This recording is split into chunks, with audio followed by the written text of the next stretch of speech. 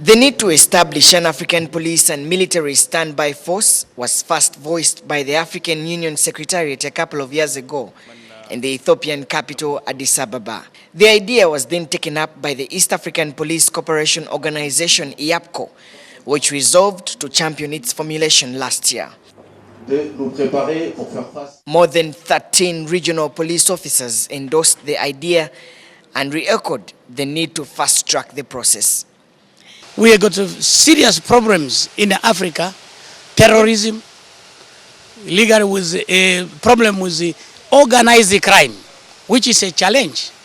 If the criminals are better organized to plan and execute their activities, we have to be better organized and we have to be proactive and nab them in the bud before they commit any crime.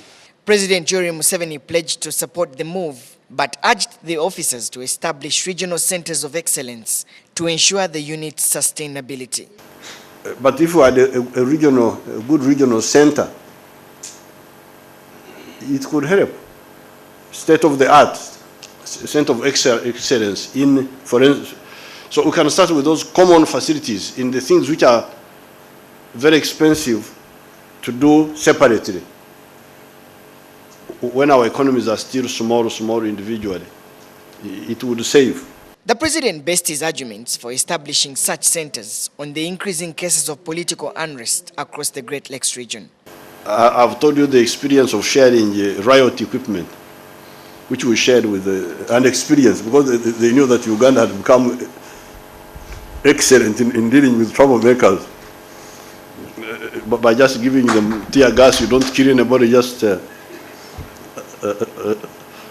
So, which are the areas? I think what you should sit down, identify those areas and recommend them to the political leadership. For me, I would definitely support them. The Inspector General of Police, General Kale Kaihura, says that the issue was discussed at length last year at the Interpol General Assembly in Colombia. In February, we finalized this matter in Algeria. Algeria has offered to host the meeting of African police chiefs again, so to finalize this matter. Some of the issues that are up for discussion include the composition of the force along with its logistical framework. You can say Uganda is big. It has to provide 5 units. Each unit must be 100 or 140 policemen. Ethiopia is a huge country, must provide 5 units. Djibouti is a small country, must provide 2, and the totally must be 1 battalion, 2 battalion like this, with all equipment necessary, with common training.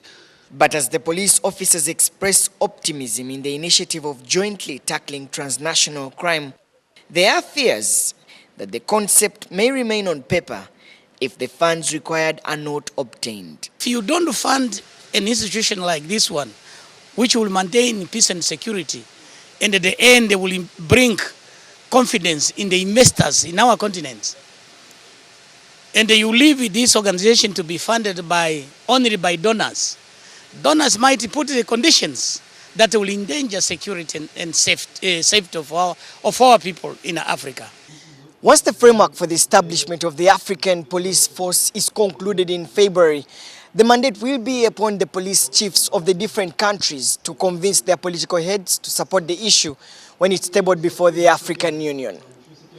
Sserwanjja, NTV.